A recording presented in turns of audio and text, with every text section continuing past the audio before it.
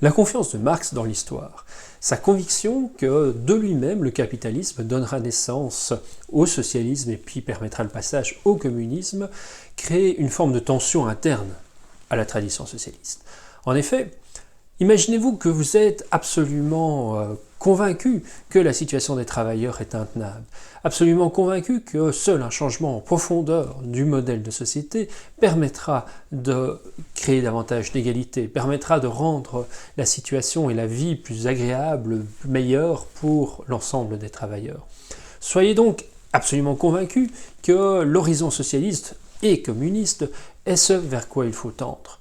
Vous avez envie de vous battre aux côtés des travailleurs, vous avez envie d'améliorer leur situation, mais d'un autre côté, dans le même temps, vous savez que le véritable changement n'interviendra que quand on aura été au bout de la logique du capitalisme, lorsque les tensions sociales auront été à ce point radicalisées que les travailleurs n'auront plus rien à perdre, qu'ils seront persuadés que seule l'union ensemble des forces des travailleurs va permettre d'aller à la révolution et de provoquer le changement de système. Et que toute autre solution, tout autre compromis, toute forme de négociation avec les capitalistes, toute autre tentative d'améliorer à la marche la situation des travailleurs ne sera jamais qu'une emplâtre sur une jambe de bois et qui ne permettra pas une réelle amélioration des travailleurs, ne permettra pas de changer le système en profondeur. Eh bien, dans ce cas-là, vous ne pouvez finalement que renoncer au débat d'idées. Vous pouvez que renoncer à l'idée d'amélioration des droits sociaux. Vous pouvez que renoncer à l'idée de réformer le système. Vous pouvez que renoncer à la volonté d'atténuer les inégalités sociales. Eh bien, c'est cette tension interne qui va donner naissance à une forme de schisme au sein de la tradition socialiste. Parce que il y a quelque part une logique du pire dans la logique du socialisme révolutionnaire qui découle de la logique historique de Marx.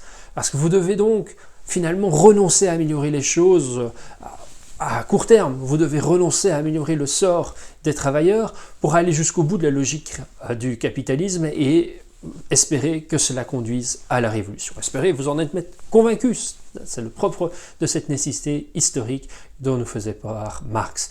Et donc, il n'est pas surprenant que parmi les partisans du socialiste, une tension interne soit apparue entre ceux qui étaient d'accord avec cette logique révolutionnaire, ne pensaient que seule la radicalisation du conflit, la radicalisation du capitalisme, et puis le rapport de force et le renversement par la violence, si nécessaire, permettraient la nationalisation des moyens de production, l'émergence de l'État socialiste et la transition vers l'État communiste, aboutissement du processus historique. Dès lors, si vous êtes un socialiste révolutionnaire, qu'avez-vous à faire ? Quelque part, on a presque envie de dire, vous avez juste à attendre. Vous avez à attendre que le capitalisme aille jusqu'au bout de sa logique. Vous pouvez éventuellement essayer de préparer la révolution, essayer de favoriser l'unité des travailleurs, mais vous ne pouvez en tout cas pas vous efforcer de plaider pour un débat d'idées. Vous savez que ce n'est pas en changeant les consciences collectives que vous allez permettre le progrès social. Quoique, Marx va quand même avoir des éléments qui relèvent, me semble-t-il, davantage quand même du débat d'idées, mais pas tant pour essayer de convaincre de la justice d'un modèle socialiste, d'un modèle réformé, d'une forme de compromis entre l'économie de marché que l'on connaîtrait et le modèle socialiste auquel il aspirait. Non, là où il va davantage investir dans le débat d'idées, c'est quand même pour s'opposer à ce qui freine la révolution, s'opposer à tout ce qui fait que les travailleurs, quelque part, acceptent leur situation, à opposer à tous des freins idéologiques qui vont permettre que les travailleurs renoncent à se révolter, renoncent à la révolution.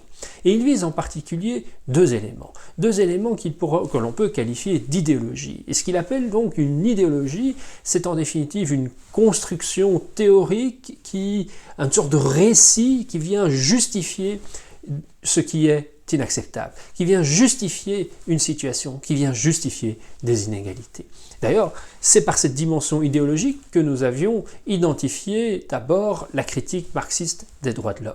Parce que ce sont effectivement des éléments théoriques qui viennent justifier les inégalités. Les droits de l'homme, on l'a vu avec le droit de propriété, c'est ce qui permet aux capitalistes de dire « les moyens de production sont à moi, ce qui vous appartient est à vous, vous n'avez qu'à acquérir la richesse suffisante pour devenir propriétaire et chacun préservera de manière légitime cet égal droit à la propriété privée, cet égal droit à la sécurité de ses ressources, de ses moyens, de ses possessions. » Et donc, premier élément, ce droit de propriété qui vient légitimer la possession. Donc les droits de l'homme, c'est finalement la théorie libérale, est une première forme d'idéologie qui permet à la bourgeoisie de justifier les inégalités. Et donc Marx investit le débat d'idées pour critiquer justement ce mythe de la propriété privée, ce mythe de l'égalité des droits des êtres humains qui en fait ne sont qu'un les droits fondamentaux ne sont, le mythe n'est qu'un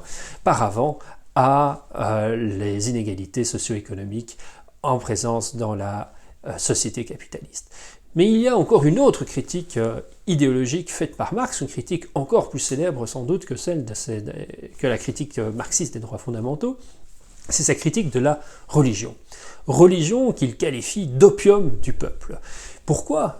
Parce que l'idée d'opium, justement, ce qu'il fait référence, mais l'opium c'est une drogue, mais c'est une forme d'anesthésiant, c'est quelque chose qui vous rend moins sensible à la réalité extérieure. C'est quelque chose en définitive qui vous endort, c'est quelque chose qui va endormir vos revendications, qui va vous conduire à tolérer votre situation. Et donc, la religion est l'opium du peuple, ce qui fait taire donc les revendications du peuple, ce qui fait que le peuple tolère ou accepte les inégalités dont il souffre. Pourquoi ? Eh bien parce que quand vous n'avez plus rien à perdre, quand vous êtes convaincu que finalement vous êtes dans une situation telle de dépendance, que vous n'avez plus rien à craindre, si ce n'est que si vous n'avez plus rien à craindre parce que vous n'êtes plus en mesure de satisfaire vos besoins fondamentaux, parce que votre famille est dans une situation de précarité extrême, et bien donc quand vous n'avez plus rien à craindre dans cette vie-ci, que vous reste-t-il à craindre ? Eh bien il vous reste à craindre la perte de la vie éternelle. Il vous reste à craindre d'être condamné parce que vous auriez péché. Il vous reste à craindre le jugement dernier. La religion est dès lors un puissant outil pour empêcher la révolution. La religion est ce qui va permettre finalement à la bourgeoisie de convaincre le prolétariat, de convaincre les travailleurs de ne toujours pas se révolter, de renoncer à la révolte, même lorsqu'ils sont dans une situation telle de fragilité qu'ils n'ont, sur cette terre-ci, plus grand-chose à perdre. Et donc, pour Marx, la critique des droits fondamentaux, la critique de la religion, de cet opium du peuple, est finalement l'effort fondamental qu'il faut faire pour éviter que des croyances, que des convictions, que des idéologies, finalement, viennent s'opposer à la révolution. S'opposer aux idéologies, préparer la révolution, finalement, c'est l'essentiel du travail du socialisme révolutionnaire. Mais finalement, à court terme, cela n'apporte pas grand-chose de bénéfique aux citoyens, cela n'apporte pas grand-chose de bénéfique aux travailleurs, à tout le moins, ça ne propose pas de solution de court terme pour atténuer les situations de précarité dans lesquelles ils vivent. Ça ne rend pas davantage tolérable un capitaliste. Au contraire, il faut aller au bout du capitalisme, il faut aller au bout de la radicalisation des conflits sociaux pour que la révolution advienne.